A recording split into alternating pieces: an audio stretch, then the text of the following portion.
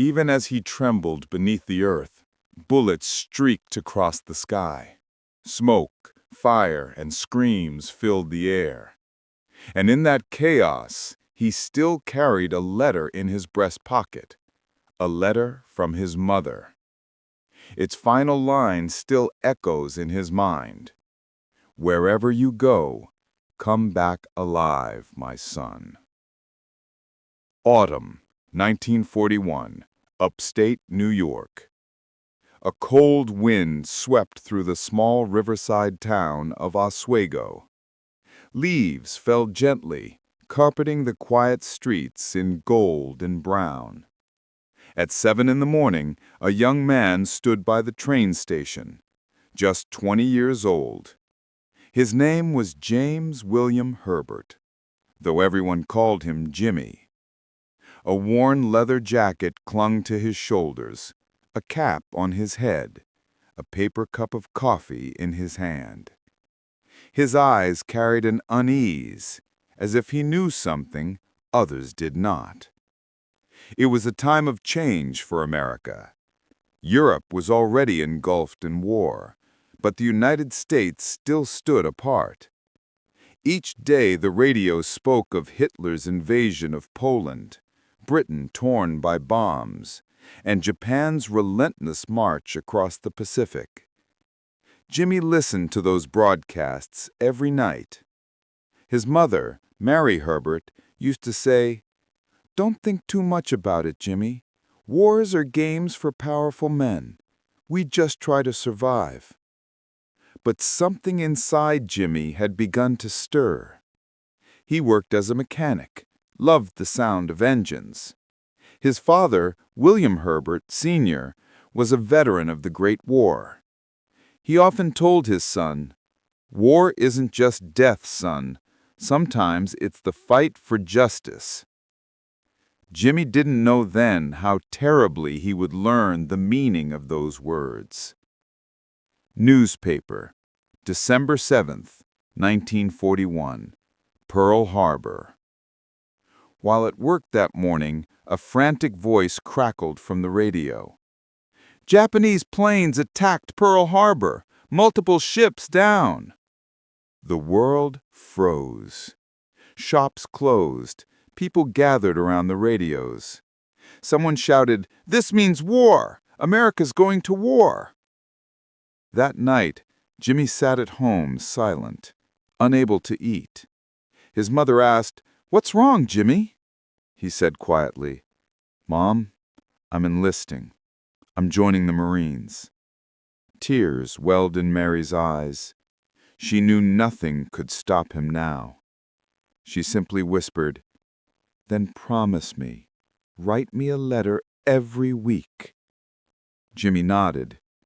Neither knew that one of those letters would one day be found beneath her pillow, the last she would ever receive. Boot Camp, Parris Island, early 1942. The heat of South Carolina's beaches scorched the recruits. Sweat, sand, and shouting. "Move, recruit! You think this is a vacation?" Jimmy had never known such pain. Wake up at 5 a.m., 10-mile runs, crawling through sand, target practice. In his first week, he cursed himself. What the hell was I thinking? But something began to change. He discovered a calm focus when holding a rifle. His instructor once said, "Private Herbert, you got a steady hand. Maybe you're born for this." At night, while others slept, Jimmy wrote letters home beneath his blanket. "Mom, I'm okay. It's hot and hard, but I'm learning to be strong. I'm scared, but I think everyone is. They just hide it. I promise I'll come back." He didn't know that one day that letter would be the last thing his mother ever held. Deployment, the Pacific Ocean, July 1942. The troop ship USS George Clymer sliced through the Pacific waves. Jimmy stood on deck for hours staring at the endless horizon. Around him, young faces, some singing, others showing pictures of sweethearts. Jimmy took out a photo of his mother and whispered, "Mom, I'm coming back. Just wait for me." A fellow Marine approached him, Tommy Leonard, grinning.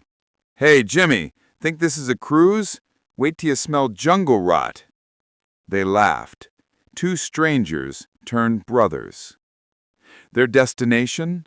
Guadalcanal, an unnamed jungle in the Solomon Islands. The first major American offensive against Japan, and the moment when the war would change forever. Guadalcanal, August 1942.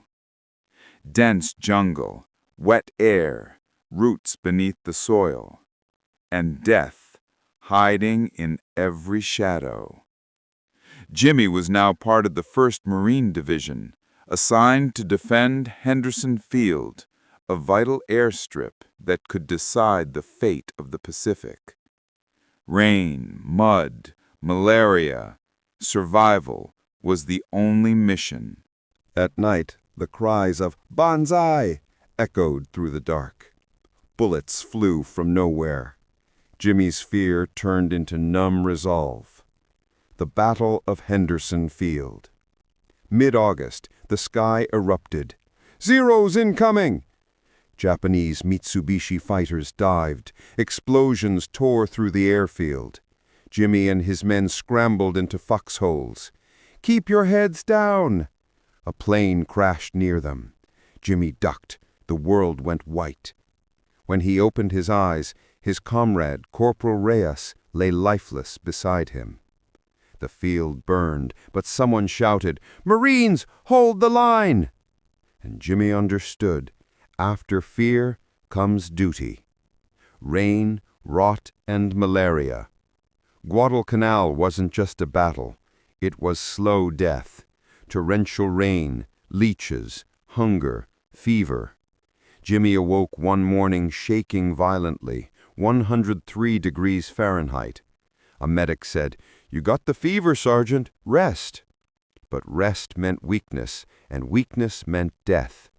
He forced himself to stand, gripping his rifle. "If I'm going to die, I'll die standing." Someone muttered, "Crazy bastard!" But deep down, they admired him. Fragments of friendship. Even in war, humanity flickered. By the beach one evening, Jimmy wrote a letter home. Beside him sat Billy Connor, just 19. Billy asked, "Do you think anyone will remember us after this?" Jimmy replied, "Maybe not, but maybe one letter, one name on a cross, that's enough."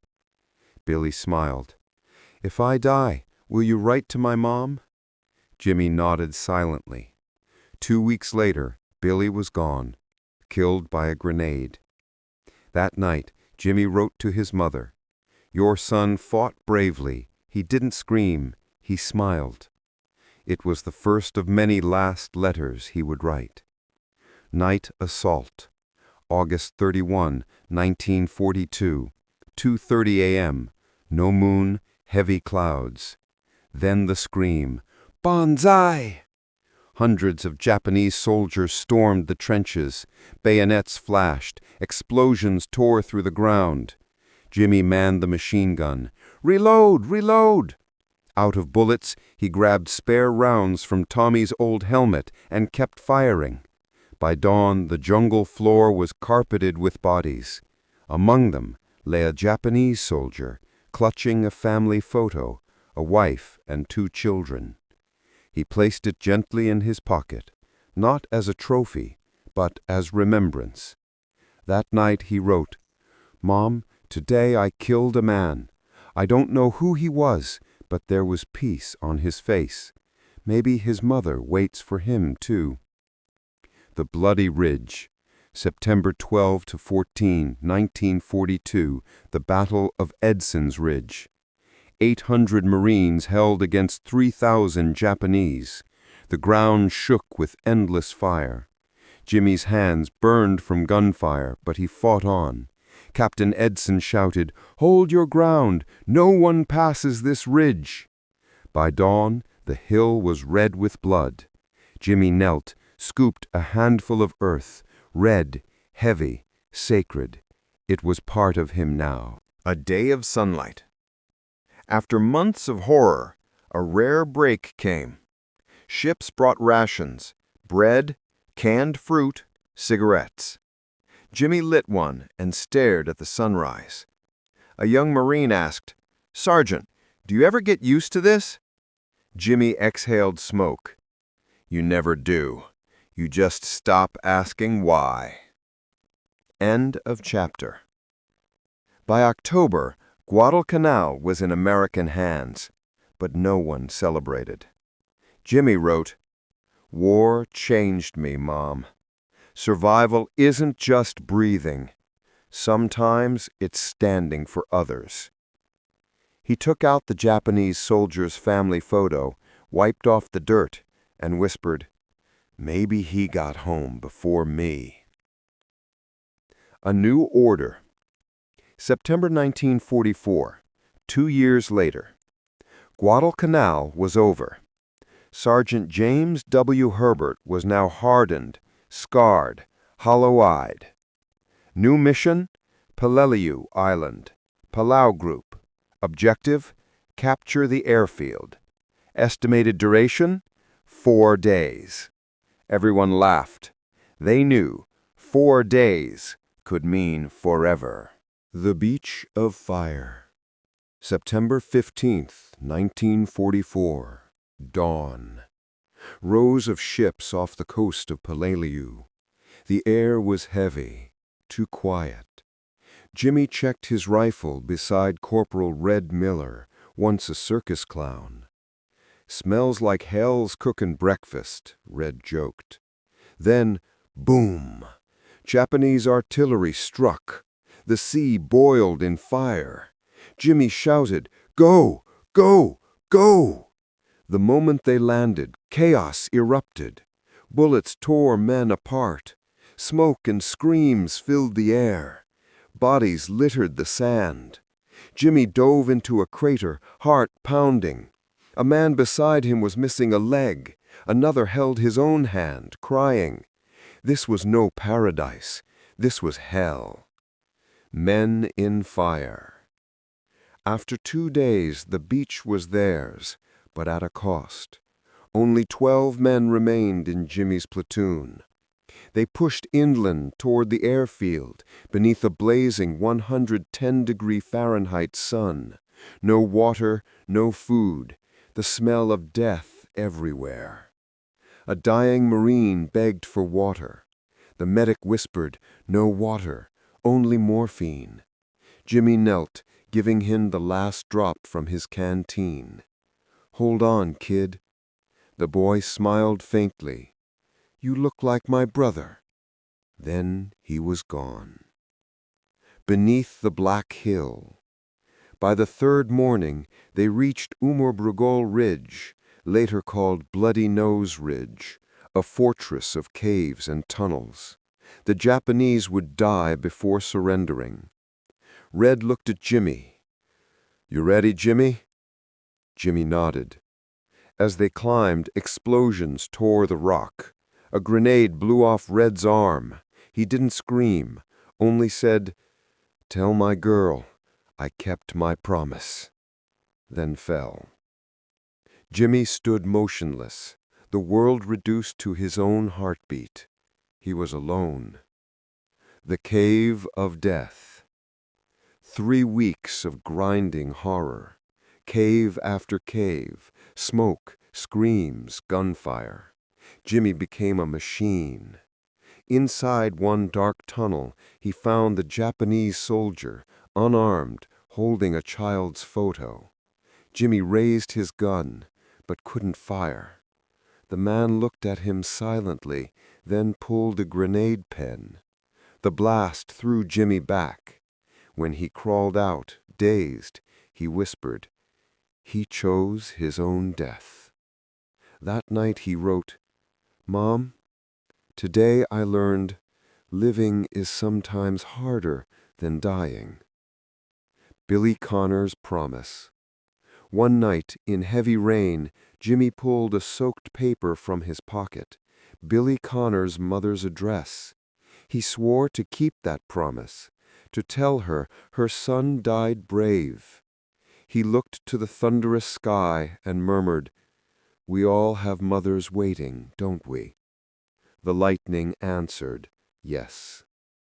The airfield. By late October, the final caves fell silent. Rain washed the blood, but not the smell. 10,000 dead for one strip of land. Peleliu secured, the commander announced. No one cheered. No one smiled. All they knew, nothing was truly secured, only lost.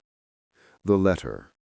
That night, by lantern light, Jimmy wrote, "Mom, I'm not the same man anymore. War doesn't make heroes, it empties men. But I'll keep my promise. I'll come home. I just don't know if I'll still be me." He sealed the letter with blood, his own from a cut finger. Epilogue. At dawn, Jimmy walked along the red-stained beach. Waves washed over helmets, boots, letters. Beside a fallen soldier lay a Japanese notebook. I wanted to see my son's face once more. Jimmy placed it in his pocket. No tears left, only silence. He looked out to sea and whispered, "This shore is too quiet, too many voices buried under the sand."